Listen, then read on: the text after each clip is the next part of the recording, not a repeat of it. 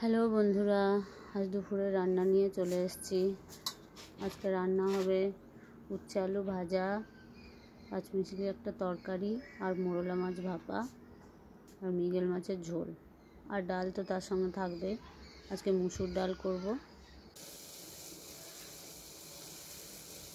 মোরলা মাছের ভাপাটার জন্য সব কিছু একসাথে মাখিয়ে নিই।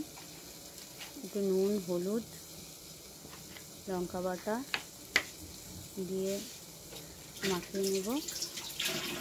সবজির মধ্যে আছে আলু, বেগুন, টমেটো আর পেঁয়াজ, কুচনো পেঁয়াজ, আর একটু সর্ষে তেল দিয়ে মাখিয়ে রেখে দেবো। একটু সবজিগুলো ছোটো ছোটো করে কাটবো যাতে মাছের সঙ্গে সিদ্ধ হয়ে যায় ভালো মতো। বড় বড় থাকলে সিদ্ধ হবে না। একটু লঙ্কা বাটা দিয়ে দিলাম। এবার মাখিয়ে ওটাকে রেখে দেবো। একটুখানি বেশিক্ষণ মাখিয়ে রাখলে ওটা টেস্ট ভালো হয়। উচ্ছে আলুটা ভাজতে দিয়েছি, উচ্ছে আলুটা ভাজা হোক। ধনেপাতা কুচি করে দিয়ে দিলাম। ধনেপাতা কুচিয়ে দিলেও স্মেলটা খুব সুন্দর আসে। এবার ভালো করে মাখিয়ে নেব। প্রথমে বাটিতেই নিয়েছিলাম, তারপর দেখলাম মাখানো হচ্ছে না, সেই জন্য থালার মধ্যে নিলাম। একটু এদিক ওদিক পড়ে টরে যাচ্ছে, তাও ঠিক আছে, কারণ আমার কিচেনটা খুবই ছোট। তোমাদেরকে তো আগেই বলেছি একটু অসুবিধা হয়। এদিকে মৃগেল মাছটাও নুন হলুদ মাখিয়ে রেখে দিয়েছি। উচ্ছে আলুটা ভাজা হোক, তারপরে মোরলা মাছ ভাপাটা আস্তে আস্তে হতে দেব।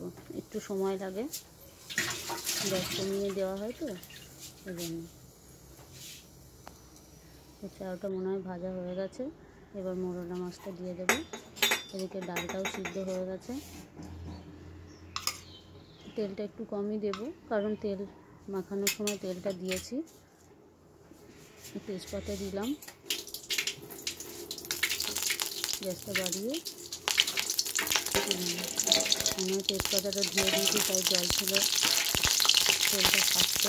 গ্যাসটা একটু কমিয়ে দিতে হবে। তাহলে গ্যাসটা কমিয়ে দিয়ে মাখানো রাখা মোরলা মাছটা দিয়ে দেবো। কড়াইয়ে তেলটা একটু সাহায্য করে চারদিকে নিই, কারণ তেলটা লেগে থাকলে মাছটা লেগে যাওয়ার সম্ভাবনা থাকে না। তারপরে মাছটা সবটা দিয়ে দেবো। একটু হালকা খুন্তির উপর নেড়ে ঢাকা দিয়ে দেবো। বেশি জোরে নাড়লেও হবে না, কারণ মাছগুলো ভেঙে যাওয়ার চান্স থাকে। খুব হালকা করে নাড়তে হবে। নিয়ে ঢাকা দিয়ে দেবো। ঢাকা দিয়ে আস্তে আস্তে আস্তে আস্তে আগে গ্যাসটা কমিয়ে দেবো।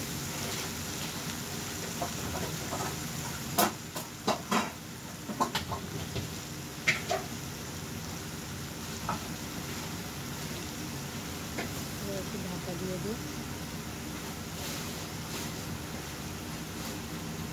বেশিক্ষণ সময় যদিও লাগে না, ছোটো ছোটো করে সবজি কেটে দিলে অত সময় লাগে না। বেগুন যদি তার আলাদা আলাদা হয় এগুলো নামিয়ে দেওয়া হয়েছে। ঢাকা দিয়ে দিলাম। 5-10 মিনিট পরে দেখছি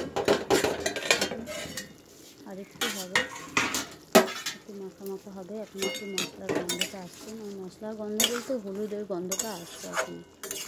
বেগুনটা একটু গলা গলা হয়নি, একটু হোক, আর 5 মিনিট মতো হলেই হয়ে যাবে।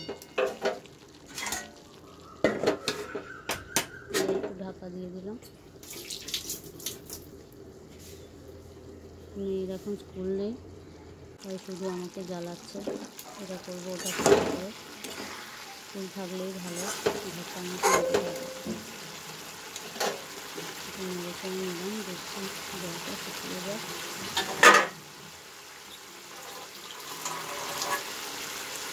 গরম মশলা দিয়ে দেবো নামানোর আগে।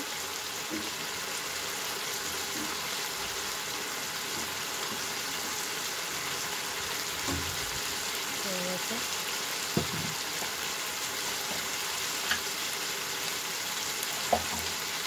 মাছটা হয়ে গেছে মনে হচ্ছে। ডালটা ফুটে নেবে, মাছটা নামিয়ে নিয়ে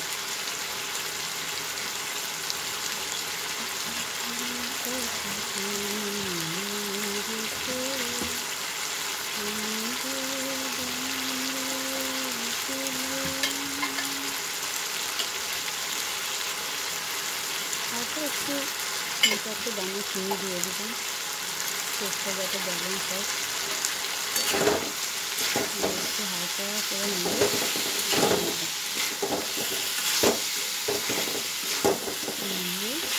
ডালটা আবার ফুটতে দেবো।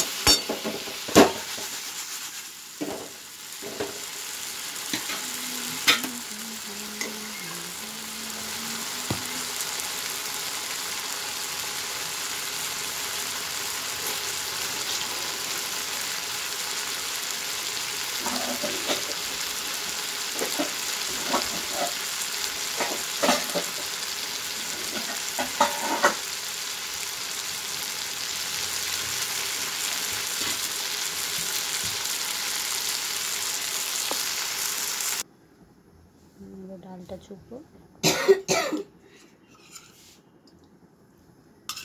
তেল দিয়ে আমি একটু কালো জিরে ফোড়ন দিই মুসুর ডালে। শুকনো লঙ্কা একটুখানি দেবো, বেশি দেবো না।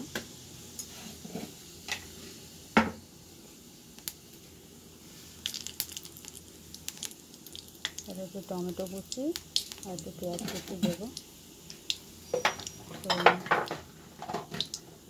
মুসুর ডালে শুধু রসুন ফোড়ন দিলেও ভালো লাগে খেতে। তো দিয়ে একটু নাড়াচাড়া করবো।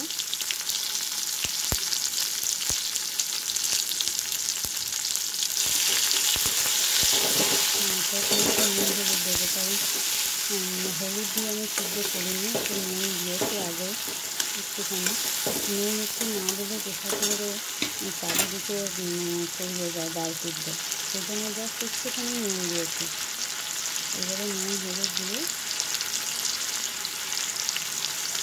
ডালটা দিয়ে দেবো, হলুদের গন্ধটা গেলেই ডালটা দিয়ে দেবো।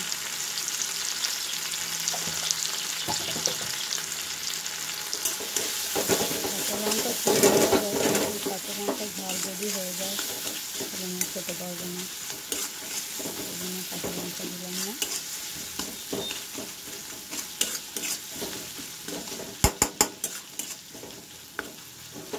ডালটা হয়ে যাবে।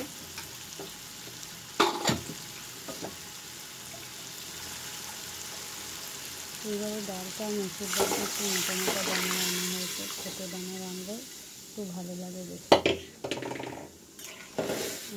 হয়ে যাবে। এবারে মাছটা ভেজে নেব।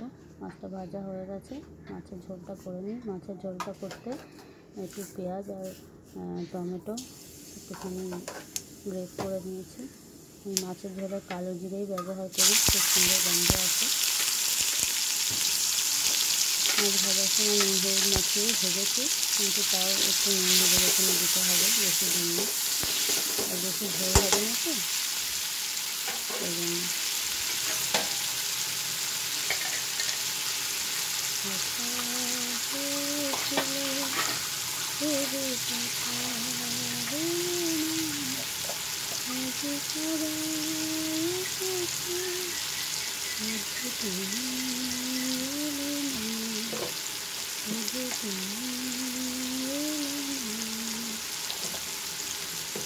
হলুদ দিয়ে একটু আদা বাটা দেবো,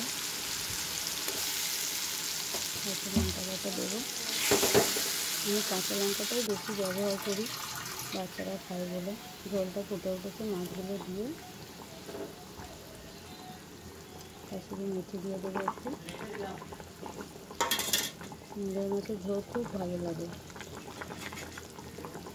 আর আমাদের এখানে মাছ তো প্রচুর পাওয়া যায়, মাছ খেতে একদিন হয়ে গেছে, আর মাছ খেতেও ইচ্ছে করে না, কিন্তু খেতে তো হবেই, বাঙালি বলে কথা। মাছের ঝোল হয়ে গেছে, নামিয়ে নিয়েছি। এবার 5 মিনিট সবজিটা করবো। সবজিটা করতে আমি সব সবজিগুলোই ভেজে নেব, ভেজে তুলে রাখবো। এই সবজিটা আমি রাইস ব্রাউন অয়েল দিয়ে করবো। রাইস ব্রাউন অয়েল খাওয়া খুব ভালো, ব্লাড প্রেশার কমিয়ে দেয়। কুমড়োটা আর আলুটা ভেজে নিচ্ছি প্রথমে, তারপর বাকি সবজি দেবো। বাকি সবজির মধ্যে আছে একটু বাঁধাকপি, মূলো, গাজর, বিনস আর সজনে ডাঁটা। এখন আমাদের এখানে সজনে ডাঁটা সবার গাছে গাছে হয়েছে, সবাই দিয়ে যাচ্ছে।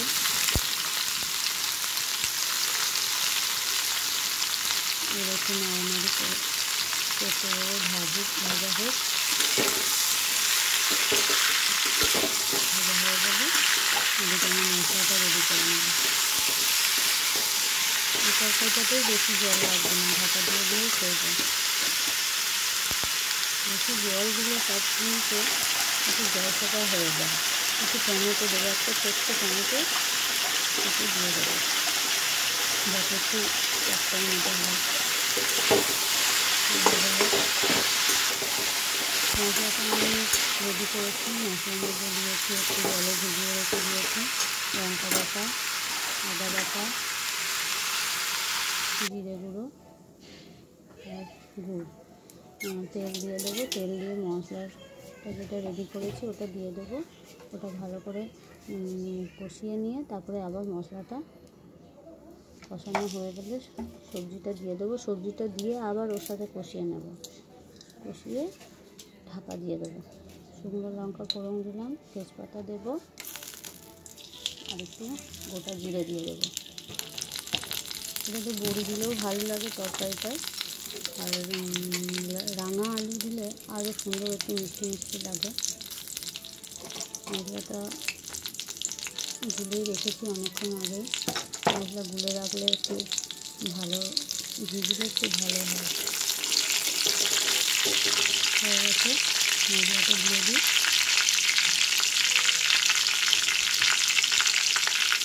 মশলাটা দিয়ে দিলাম।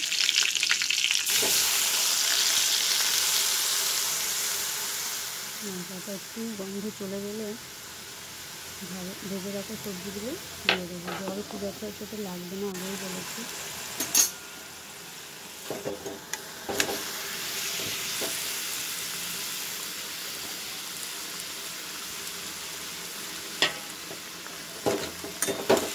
মশলার সাথে একটু নিতে হবে, পেস্টটা নিতে হবে। যদি বরবটি দেওয়া হয় তাতেও ভালো লাগে। বরবটি নেই, নারকেল, ছোলা এগুলোও দেওয়া যায়। ছোলা আর আমি দিই। মশলা দেওয়ার পরে একটু বাটিতে জল দিয়ে নামিয়ে দিয়ে ঢাকা দিয়ে দেবো।